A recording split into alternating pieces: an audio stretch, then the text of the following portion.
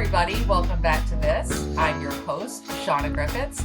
And as always, we are having real talk with real leaders. I am absolutely thrilled today for the opportunity to break down hot topics with my new-ish friends. We'll get into that in a little bit. So as always, again, we are going to break down a hot topic to help you take your game to the next level, folks. Today's hot topic actually is on breaking down C-suite recruiting with two of the best in the business who also happen to be former collegiate athletes, which gave me the perfect opportunity to wear my leadership athlete t-shirt. They both definitely bear the mindset of the leadership athlete, which if you're new to this or you haven't heard me talk about it very much, we find a lot of times that people who are high performing athletes, we can see it in how they're playing on the field, where they have that element of adaptability, resilience, coachability, commitment to something bigger than just them. So those type of things are what I'm talking about. And as you listen to this, folks, you will hear and see that, I think, in our guests, Vicky and Matt today. So with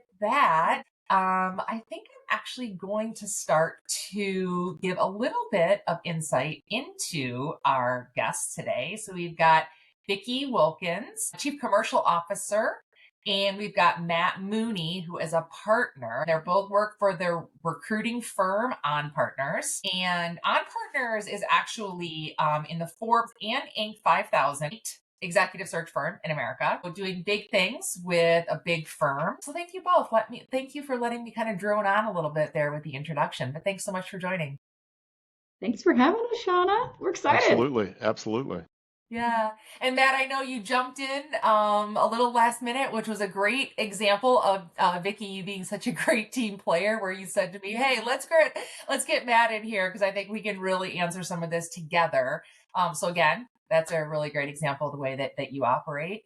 So folks, I don't usually look at my notes and give all the kind of bragging about my guests, but I'm going to do this on their behalf simply to show you the impact that my guests are having, not only in the business with their clients, with candidates, but also in their communities, because I think that is part of what makes them tick.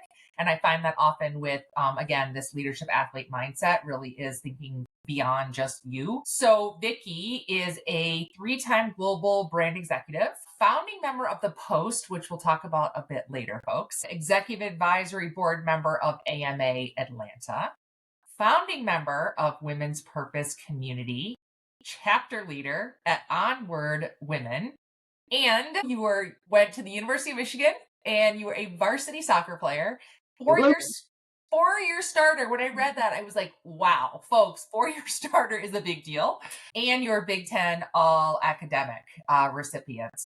Yes, go Blue. Welcome to the show. Thank you so much. Thanks, Sean.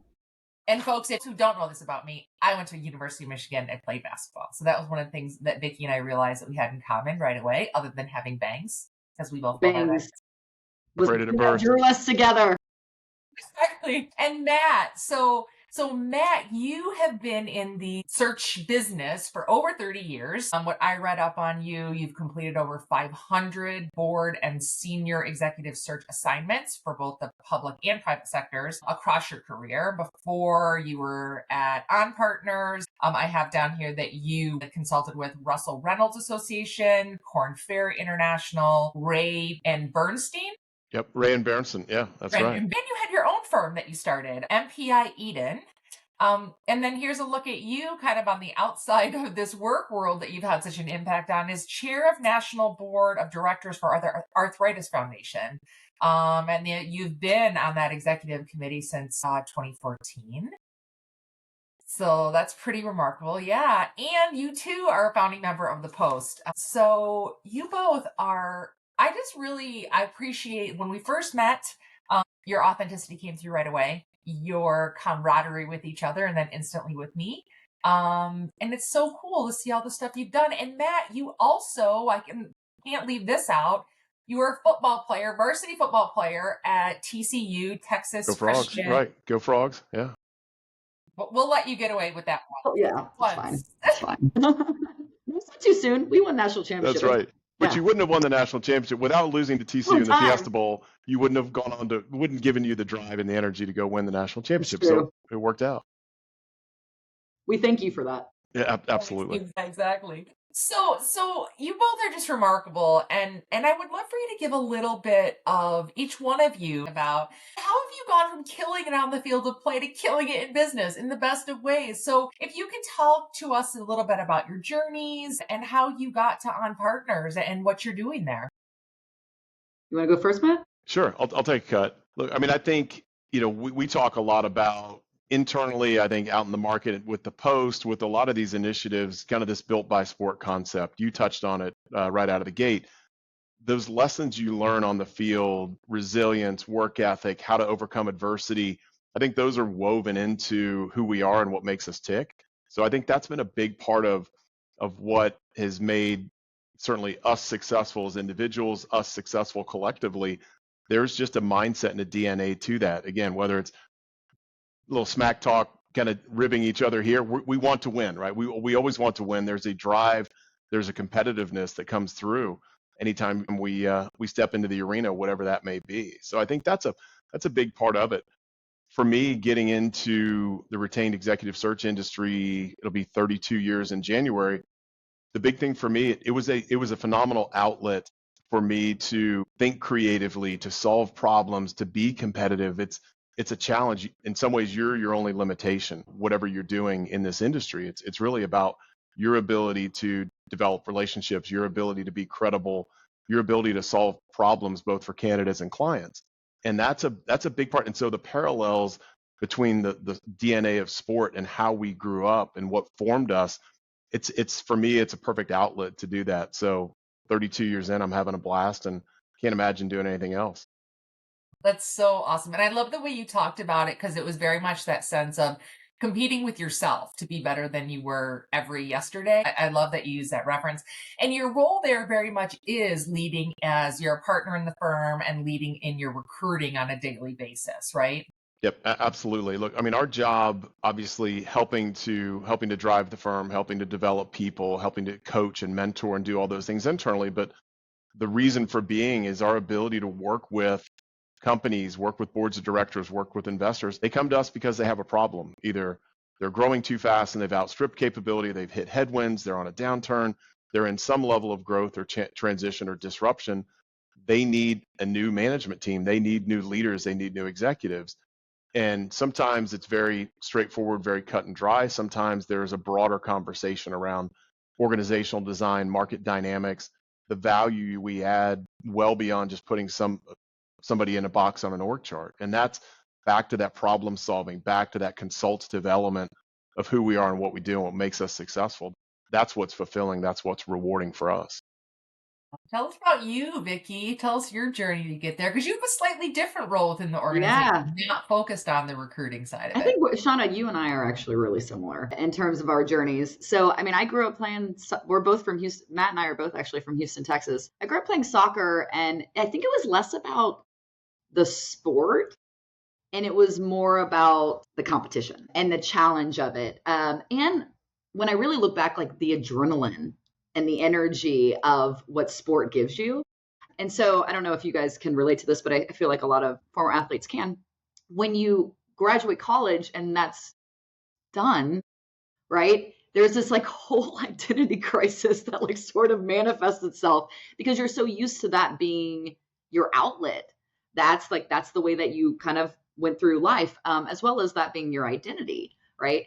And so I think Shauna, similar to you, I went straight to sports, right? So I interned at Nike, then I went into Turner Sports and worked on the NBA and stayed in sports for the first, I don't know, 10 years of my career from a sports marketing perspective, because I love the audience. Like the audience, like there's no better audience than the sports audience, right? Whether it's participatory or whether it's truly from a consumer perspective, it's just, there's no better loyalty than the sports audience.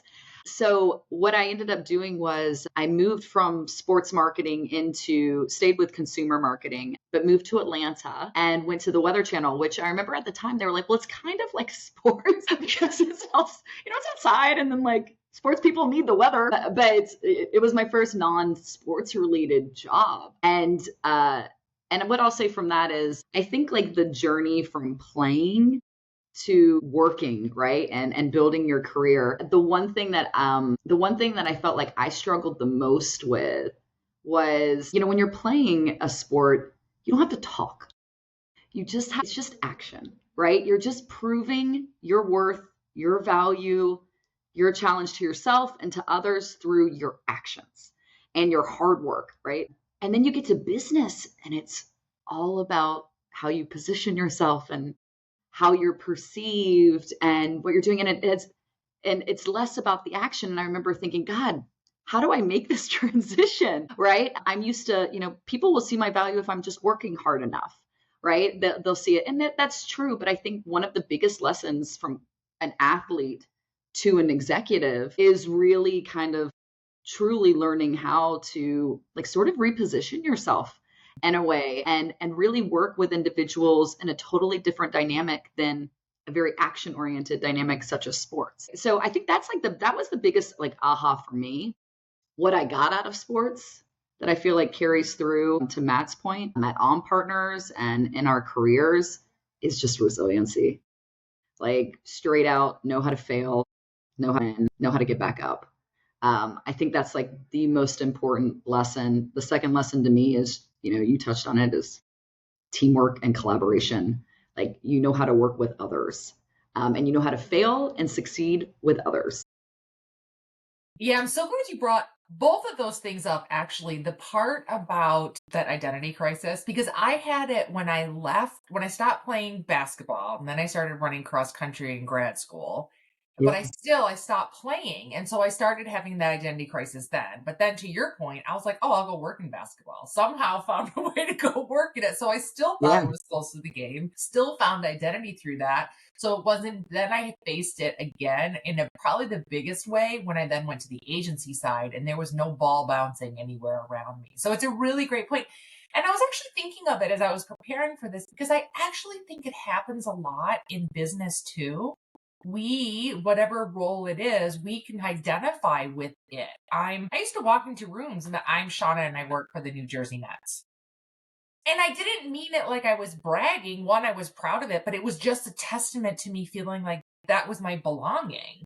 And so I think it can happen in business when we get these roles and they're high profile or whatever, or, these executive level roles. And then if something changes, we lose the job, we go on to something new. I still think there can be that feeling of loss of identity. So I'm curious, do you see that in the business side? I think even just hearing the two of you talk, we're wired to be teammates and we're wired to compete. I mean, those are just two things that I hadn't thought of it in that way, but that's very much who we are. And you're going to find either a positive or a negative outlet for that competition, for that drive. And again, we all long for and hunger that camaraderie of the locker room, the teammates, the people that make you better, that elevate you, you help elevate them. And so I think, in the business world, the rules are a little bit different. To Vicky's point, you can talk big on and off the field, but just like on the field, you've got to back it up. You can bring the bravado, maybe not to the same level or maybe not with the same language, but you have to back it up at some level. So I think there are absolutely parallels on the business side. I think it's harder for people to identify. You run into a lot of people who aren't team players, who don't have that same value system, that same drive. And I think that makes it challenging for a lot of athletes because, hey, I expect you to pick up the slack. I expect you to support me and to back me up and to all work towards the same directive and the same initiative. And sometimes you don't see that. So it can be frustrating, I think, for people like us that grew up in this environment where, hey, I've got your back and you've got mine, and we know that we're all working towards the same shared goal. Yeah.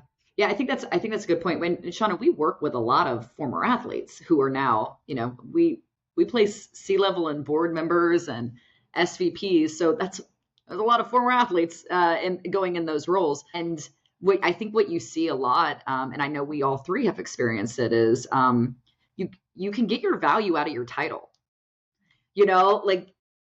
The reason you like saying, hey, I work for the Jets and I'm this, or the reason I like saying I interned at Nike, or I'm working at the NBA.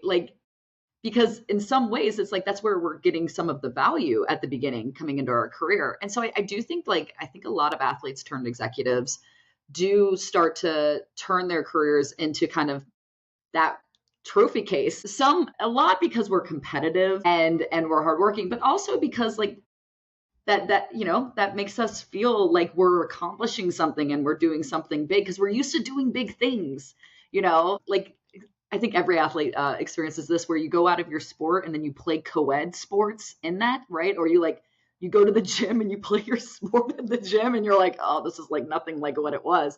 And it's almost kind of depressing. I think you have to kind of make that transition. I definitely would say the executives that we work with, right, and placing these, you can spot them because of exactly what Matt was saying in terms of just there's a commitment, I think, to like what they're accomplishing. There's a mentality and a work ethic that I think is really big. And there's also a resiliency.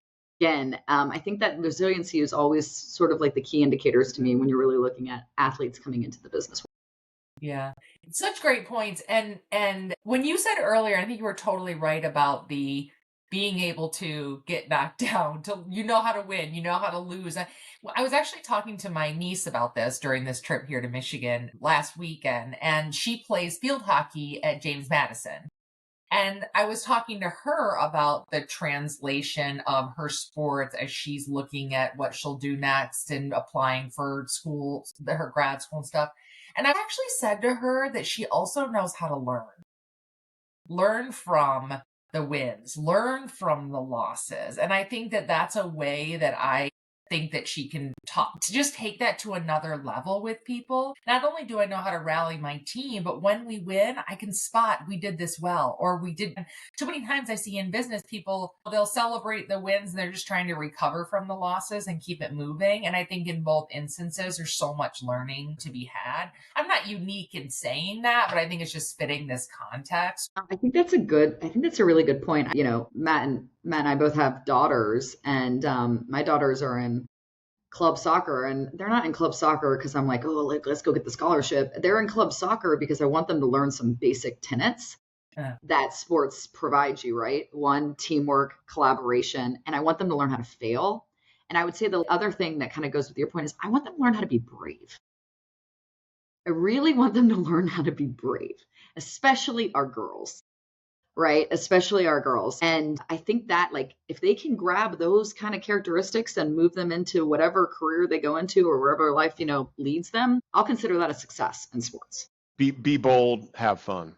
If you can do that in sport and in life, you're going to turn out okay.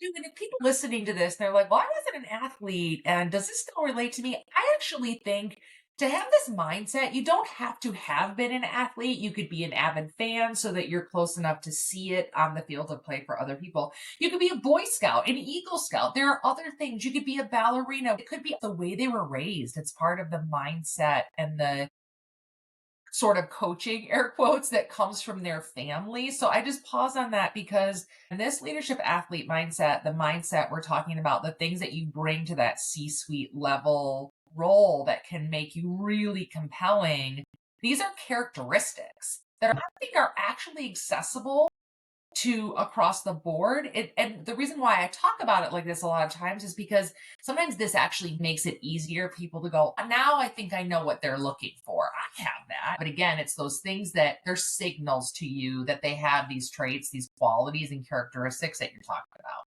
Yeah. I know this is one of your questions to us, but from a trends perspective and executive recruiting, what are we seeing? And go at a higher macro level, the way to assess individuals on those soft skills, right? On those characteristics and the type of the soft skills that you're really looking for in leadership, right? So I think that's a huge, as we move into the world of AI and tech enabled, there's so many parts of recruiting that are automated in some ways now. But the one part that continues to be a really interesting piece that's in high demand, we hear it, Matt and I hear it all the time, is just how do we know this is the right leader? How do we know this is the right leader who's going to fit into this particular culture, into this organization? And how do we assess that in a way that we feel confident in this investment because it's a big investment. And so I just went to HR tech, and everywhere it was like skills-based assessment, skills-based assessment, skills-based. Everyone was talking about like, how do you assess the soft skills, the characteristics, the attributes? And there's 8 billion different solutions to this, right? But I don't know if anyone's really, truly, really figured that out, right? And so that's where we come in a lot of the times. How are you truly understanding, based off of your needs, what is the right leader? And is that leader going to be who you need based off the team you have and the role that you're filling? I really appreciate you bringing that to it, because I think a part of what I want to talk about today is from the candidate perspective and the client perspective. How best should they work with you to set themselves up for success in both? How should they think about what you just said about that they're assessing me when they're working with a recruiter, and help that recruiter figure out how to talk about them, how to pull out some of those soft skills?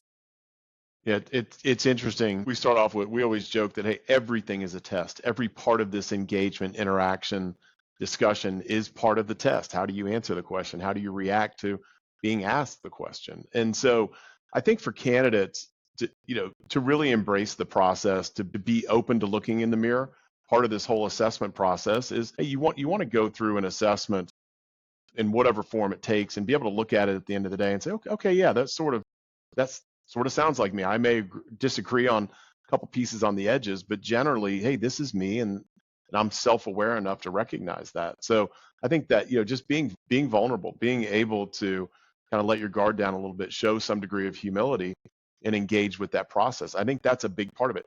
You don't want to kind of build yourself into something you're not. You don't want to step into an environment or a role or a situation that's not going to play to your strength. So I think that level of humility, that level of honesty, and then just really actively engage the process. That's the biggest part of it. We go into these things, we don't know if you're the perfect fit. Sometimes part of our job is to rule out maybe why you're not the perfect fit, and let's look at some of these derailers or things that would essentially disqualify you. And if you have the right skills, the right competency, the right experience, if it's a culture fit, and if from an assessment and referencing and interview perspective all these things align, hey, you know what? You might be the right fit. And we work through that process both with the candidates and the clients to get to that stage. But you can't get there if you don't let the guard down, if you don't just embrace the process and say, hey, I'm willing to engage, invest time and energy and emotional capital. I have no idea where it's going to end up, but that's okay. And you're going to learn from it. You're going to be better for it either way.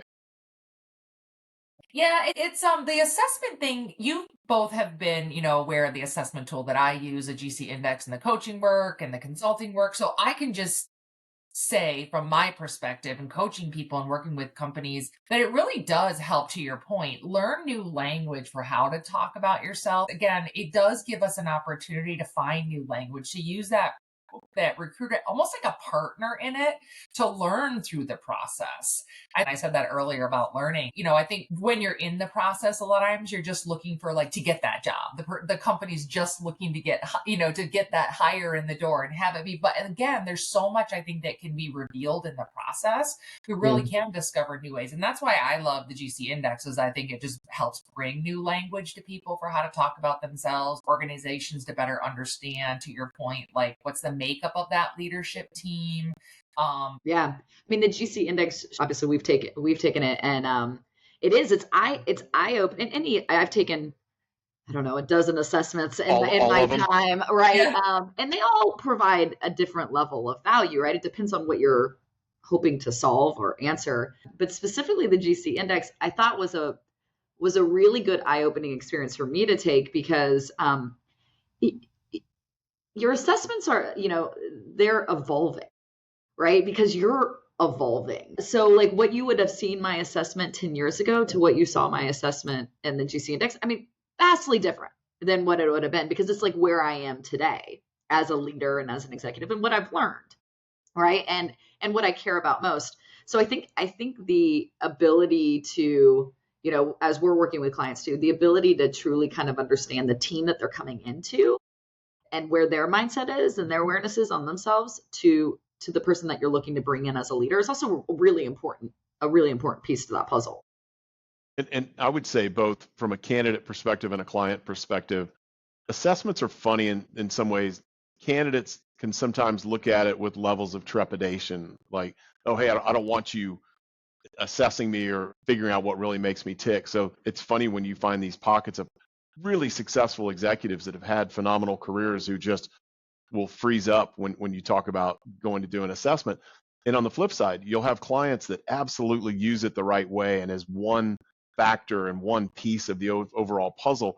You still see some clients who view it as this kind of binary pass fail element, not an assessment tool, not a success. How do we best onboard and assimilate and add value throughout the hiring and the management process? So it is, I mean, there's probably rightfully some concern about how companies use these tools, and the best companies figure out they embrace one of the tools.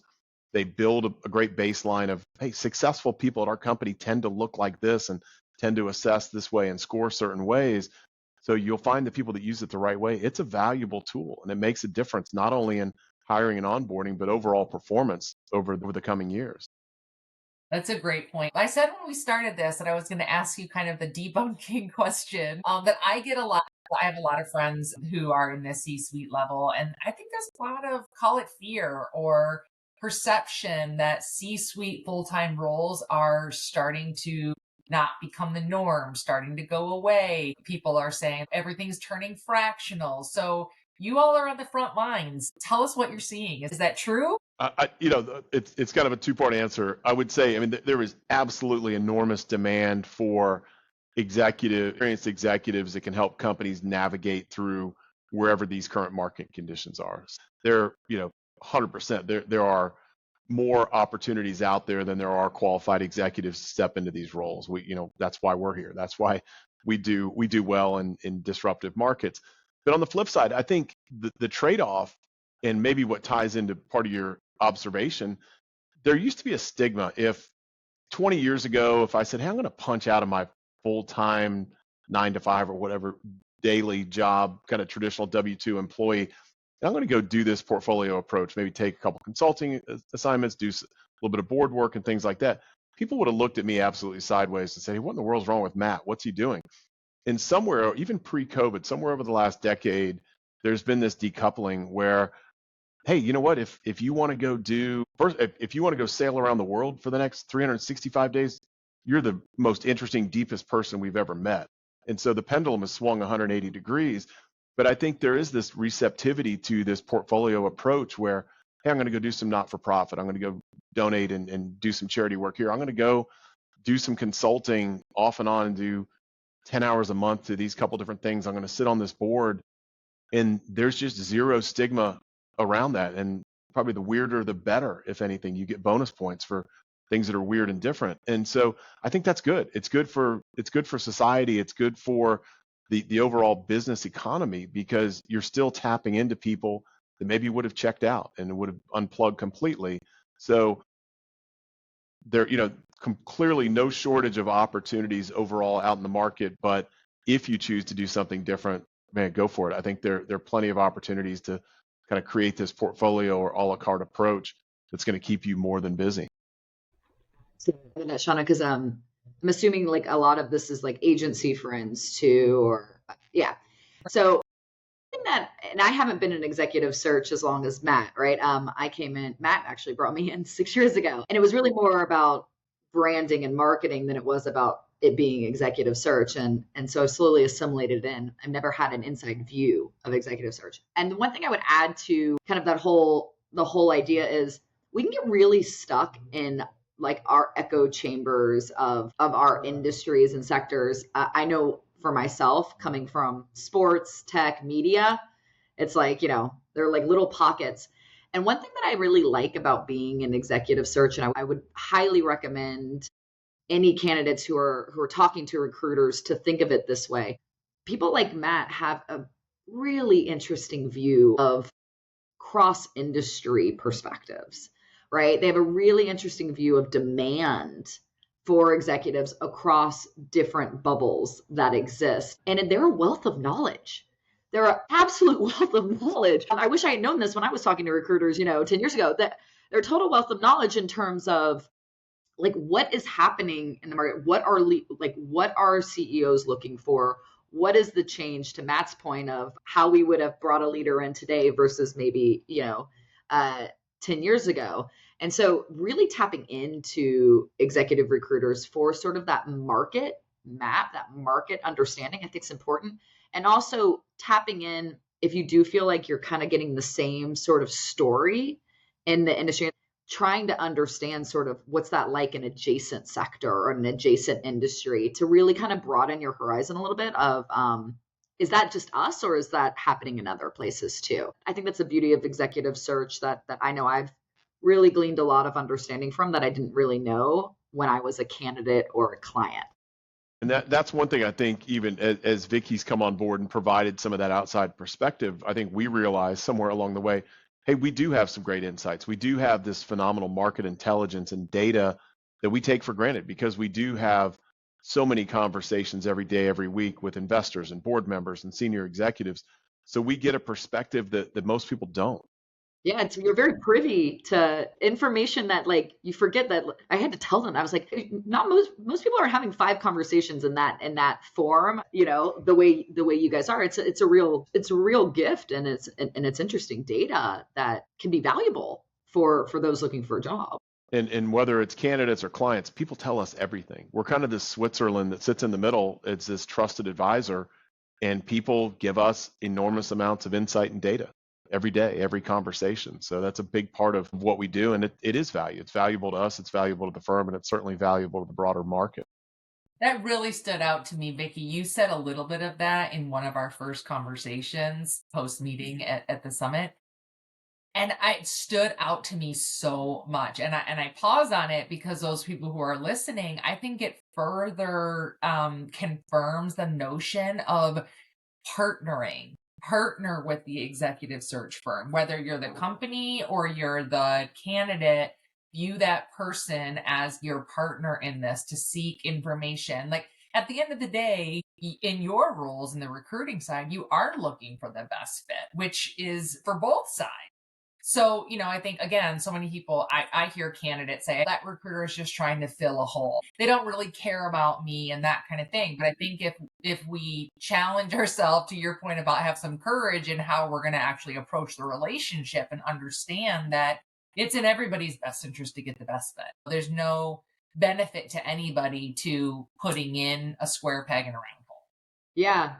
I mean, 100%, I think I said this coming into my first kind of brand work for On Partners, is this is a transactionally perceived business, however you want to say you're building a deep relationship. Like, at the end of the day, people perceive it as a transaction, because at the end of the day, it is a transaction, right? It's a human capital business. On the side of the candidate, to your point, Sean, it's how do you leverage it for your benefit? Right. And so I hear a lot of people say, oh, I didn't take that call with that recruiter because I don't want that particular job. And you're like, no, take every call, because what you're telling, that is an opportunity to, one, tell your story, and two, tell them what you want. Right. Because odds are it's not going to be that you're going to get next. Right. Like, there's statistically, that might not be the right one, but 3 years down the road, 2 years down the road, 1 year down the road, you can come back and say, I know you needed that. Now I've got the role that we're looking for, and I think you're a good fit. So it's just leverage that relationship and use it for to your point, you're approaching it just as a transactional.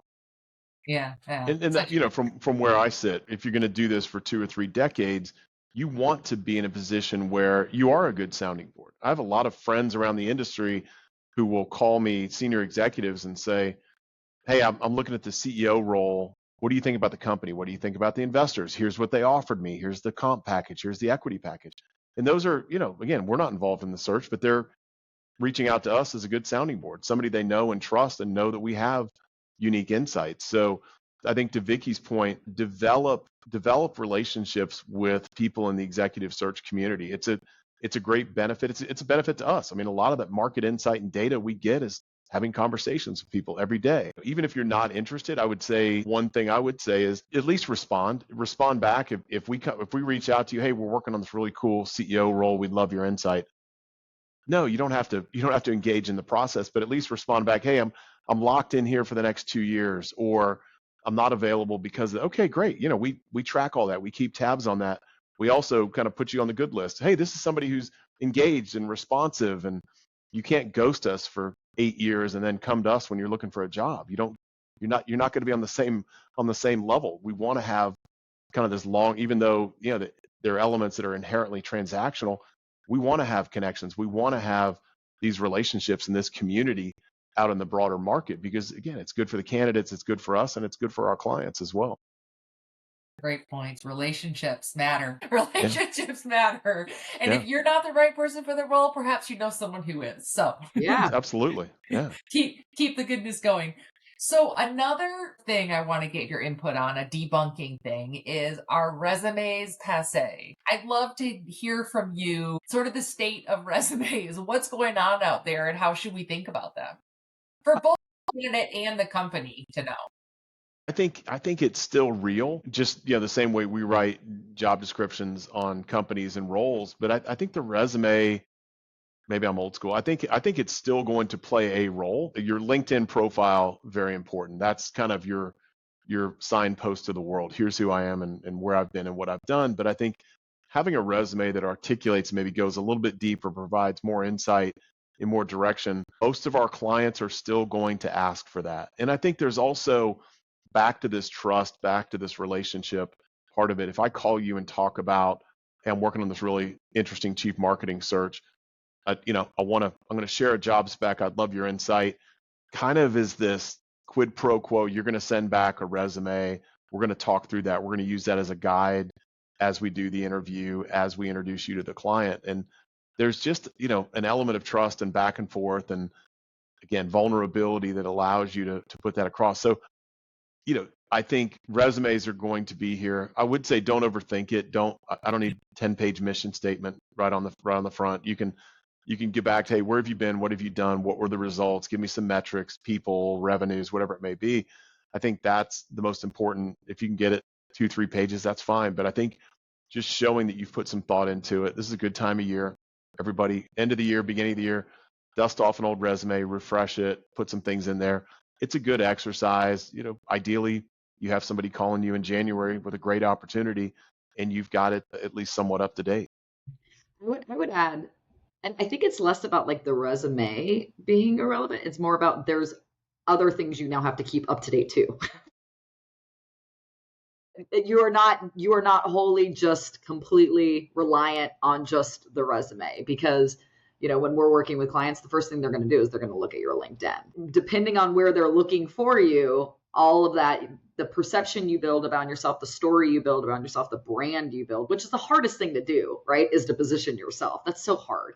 And I'm a marketer and I find it like horribly hard. But that make sure that your digital footprint on yourself, whether that's LinkedIn, whatever it is consistent to who you are and how you want to be perceived, and the value that you bring as a leader.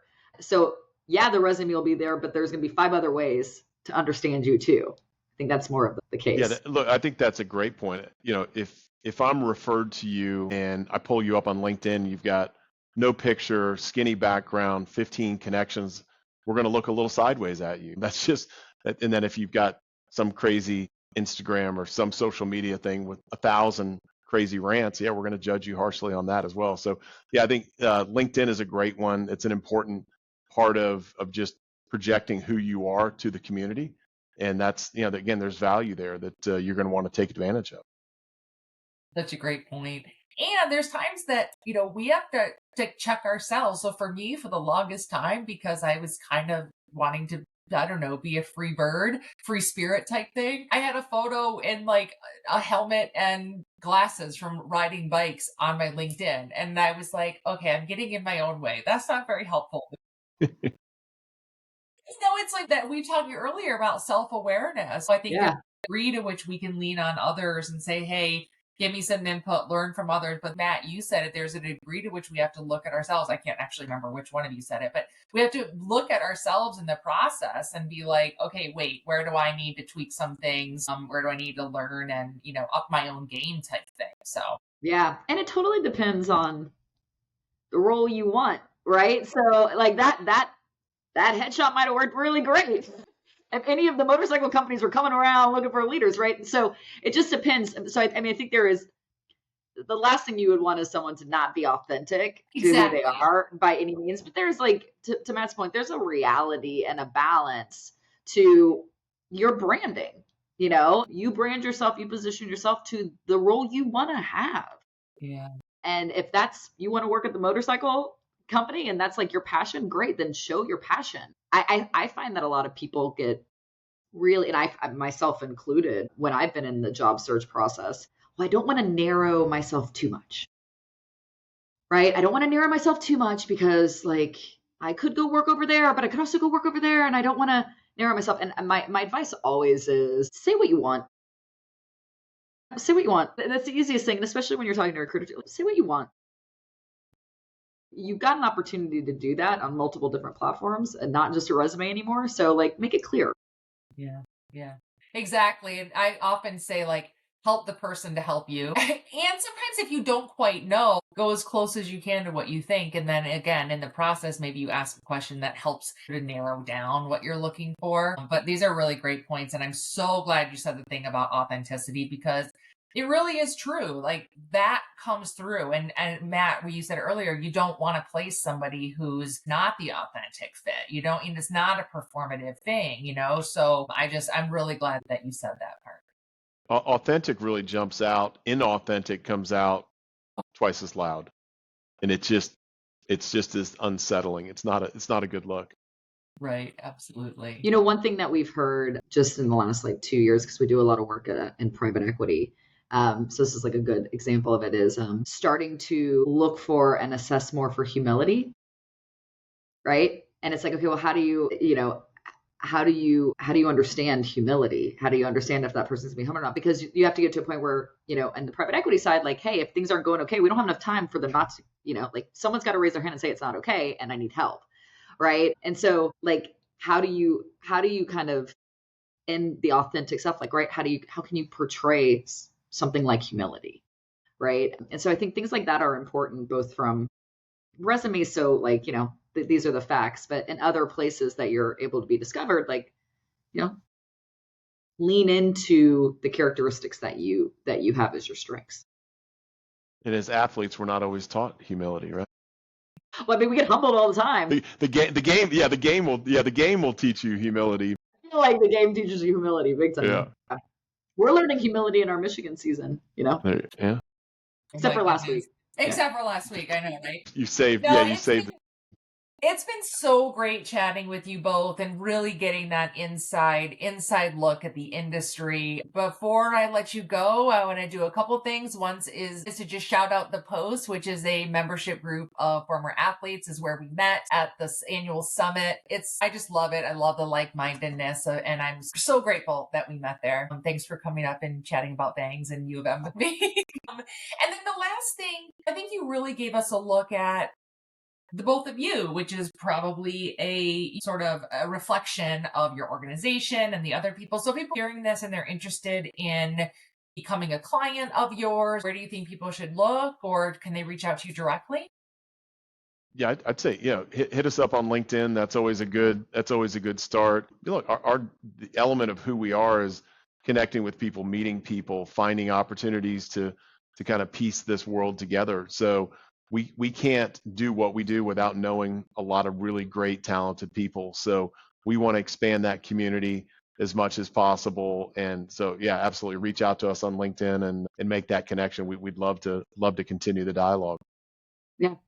I just had one more thing, just a shout out to Christian Ponder and Jason LaRose for starting the Post, because it is a fantastic community, and we get to meet people like Shauna and others, and it's we love the network. So yeah, definitely built by sport. It's real. It's absolutely real. And you could feel that at the summit. You could feel that sense of teamwork and camaraderie, and you're back in just all the positive aspects of the locker room once again.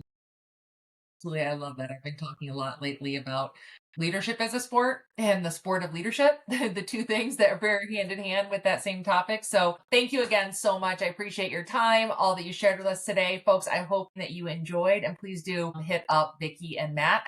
I will post links and hopefully you'll start some conversations. Thanks, Shauna. We love Excellent. it. Thank Thanks you. so much. Thanks so much.